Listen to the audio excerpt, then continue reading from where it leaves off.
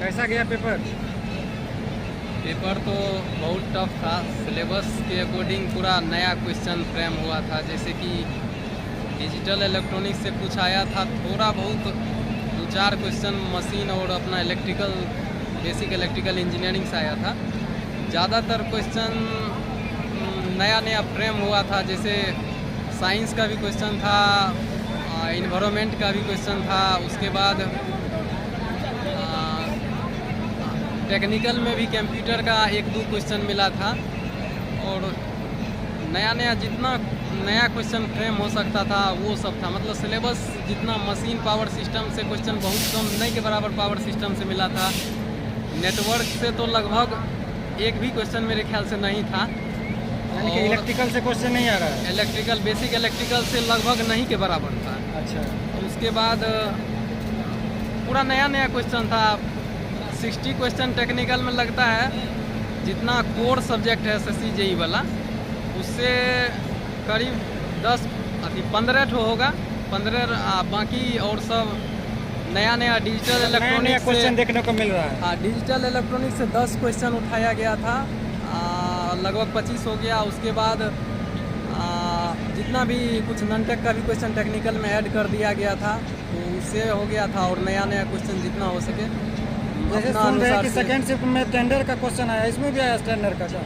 नहीं, टेंडर का क्वेश्चन तो नहीं था। जैसे फर्स्ट शिफ्ट में पूरा कैड का सवाल पूछा था और कैड के साथ ड्राइव का भर दिया था उठा के। अच्छा। फर्स्ट शिफ्ट में हम लोग में डिजिटल इलेक्ट्रॉनिक्स से भर दिया था लगभग 10-15 क्वेश्चन। जैसे एग्जाम्पल में कुछ, जैसे एग्जाम्पल में इनकोडर डिकोडर का था और बहुत सारा क्वेश्चन था जो कि नया भी था डिजिटल इलेक्ट्रॉनिक्स से। उसके बाद ALP का जो वो बेसिक साइंस इंजीनियरिंग था, उसका हम लोग में भी 1-2 क्वेश्चन मिला था सेकेंड शिफ्ट वाले में भी। जैसे कि वो आयास और बल वाला जो क्वेश्चन है वो आया था। मैकेनिकल का आया था। और कुछ मैकेनिकल रिलेटेड टर्मिनोलॉजी से भी सवाल आया था। मिक्स मतलब कि कैसा लगा पेपर टेक्निकल का? 60 में कितना मतलब बन जाना चाहिए इलेक्ट्रिकल वालों से? इलेक्ट्रिकल वालों से तो 35-40 तक लगता है। मतलब बन जाएगा, एवरेज बन सकता है। मतलब कोशिश करेगा तब बन सकता है। मॉडरेट टू हार्ड पेपर था। अच्छा। और हम बात करते हैं जीके का, तो जीके कैसा लगा? जीके ठीक था। जीके बनने लगता, जैसे 10 में 7-8 बना सकते थे आराम से। जीके बन जाता। हिंदी पूरा इजी था, हिंदी बन जाता था। इंग्लिश भी मॉडरेट था। इंग्लिश 5 ठो था तो 2-3 ठो सही मार ही दीजिएगा। अच्छा। उसके बाद कंप्यूटर कैसा लगा कि विद्यार्थी को हमेशा ध्यान झोंक देता था कंप्यूटर पे? कंप्यूटर में जैसे उतना टफ नहीं था, मॉडरेट था। जैसे कि 50% मार सकते थे सही। 50% थोड़ा बहुत जो अच्छा से पढ़ा होगा वो लगा सकता था। 60-70%। आप कितना अटेम्प्ट लिए टोटल? नेगेटिव नहीं था तो पूरा अटेम्प्ट कर दिया। मतलब कितना मतलब लग रहा है कि आपका आ जाएगा? 60-70 के अप्रोक्स। 60-70 के अपना लग रहा है। कैसा गया भैया पेपर? बहुत बढ़िया गया है एग्जाम आज का। अच्छा। मतलब कैसा लगा पेपर का पैटर्न, कैसा लगा पिछले बार के तुलना में? इस बार का थोड़ा टफ लगा है। अच्छा। मॉडरेट का मतलब कि टफ ज़्यादा क्वेश्चन इधर आ रहा है। टेक्निकल क्वेश्चन कैसा लग रहा है? ज़्यादा वेटेज था इलेक्ट्रॉनिक्स का। इलेक्ट्रॉनिक का क्वेश्चन ज़्यादा है। अच्छा। मतलब कि और इसका क्या कहते हैं जो हिंदी पूरा इजी था। 5 में 5 सब लड़का किया होगा। अच्छा। और इंग्लिश भी इजी था। और करेंट अफेयर में पूछा था, इजी क्वेश्चन पूछा था कि 2025 में यूनेस्को द्वारा कौन सा शहर, यानी कि कुछ क्वेश्चन ऐसा है कि जो कि आपको कुछ मतलब उतना व्यू नहीं है, यही ना? उसके बाद ये बताइए कि अच्छा स्थापित हुआ है। अच्छा, ये बताइए कंप्यूटर का क्वेश्चन कैसा लगा आपको? कंप्यूटर के इजी था। मालवेयर से क्वेश्चन था।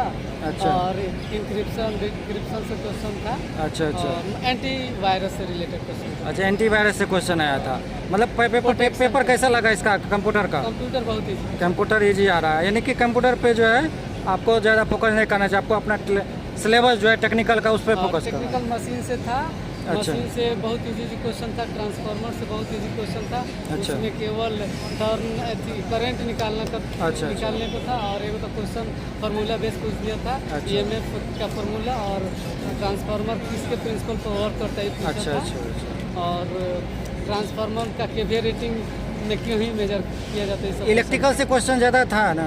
हाँ, इलेक्ट्रिकल का वेटेज लगभग 40% था। 40% था। मॉस्फेट 60% था। मॉस्फेट आया है। और पावर इलेक्ट्रिक। ये बताइए कि पिछला बार कहा गया कि क्वेश्चन कुछ अननेसेसरी सोर्स से आया, इसमें भी आया है क्या? जी हाँ, बिल्कुल इसमें अच्छा। भी आया unnecessary। इसमें सुन रहे हैं कि क्वेश्चन फैक्ट्री एक्ट से आया है, कंट्रोल पोल्यूशन कंट्रोल बोर्ड से आया है, ये सब भी आया क्या? कंट्रोल से आया है। अच्छा। और कार्बन इमिशन से भी आया है आज के। और ये नेट कार्बन जीरो का उद्देश्य है ना इंडिया अच्छा, का, अच्छा। इसमें भी रिलेटेड क्वेश्चन। ओवरऑल अपने दोस्तों को क्या बताइएगा एग्जाम एक्सपीरियंस के बारे में, कैसा रहा? बहुत बढ़िया रहा। जो पावर मॉस्फेट पावर इलेक्ट्रॉनिक्स वाला पर्सन पढ़ कर आया उसका तो बेस्ट गया। अच्छा, मेरा अच्छा। भी अच्छा गया, हम भी पढ़ कर ही आए थे। अच्छा अच्छा। तो मतलब कितना लगा कि मतलब जो है आ सकता है इसमें रिजल्ट कितना में हो जाएगा? लगभग में 80 प्लस और 85 के बीच में ही कट। अच्छा, कट ऑफ 85 के बीच में हो सकता है। तो मतलब ओवरऑल एक्सपीरियंस आपका अच्छा रहा। चलिए, बहुत बहुत धन्यवाद। चलिए दोस्तों, यहाँ पे देखिए बहुत सारे कैंडिडेट एग्ज़ाम दे के जो है चले गए हैं, लेकिन यहाँ पे एक हमारे दोस्त मिले हैं, उनसे हम पेपर रिव्यू लिए हैं। दोस्तों पेपर जो है जितना कैंडिडेट के थ्रू हमको जानकारी मिला है, पेपर यहाँ पे हार्ड आया है तीनों शिफ्ट मिला के।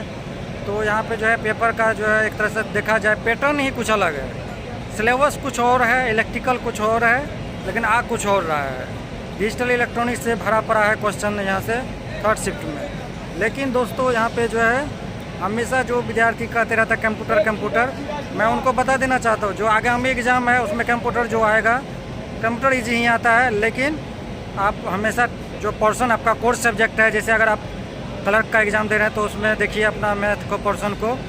उसके बाद दोस्तों अगर आप ITI एग्ज़ाम देने जा रहे हैं तो अपना सब्जेक्ट को मजबूत कीजिए, क्योंकि उसी से क्वेश्चन दोस्तों आप लोग का छूट रहा है। अभी तीनों शिफ्ट का ओवरऑल दोस्तों यहाँ पे पेपर रिव्यू मैंने लिया है, आप लोगों ने देखा है।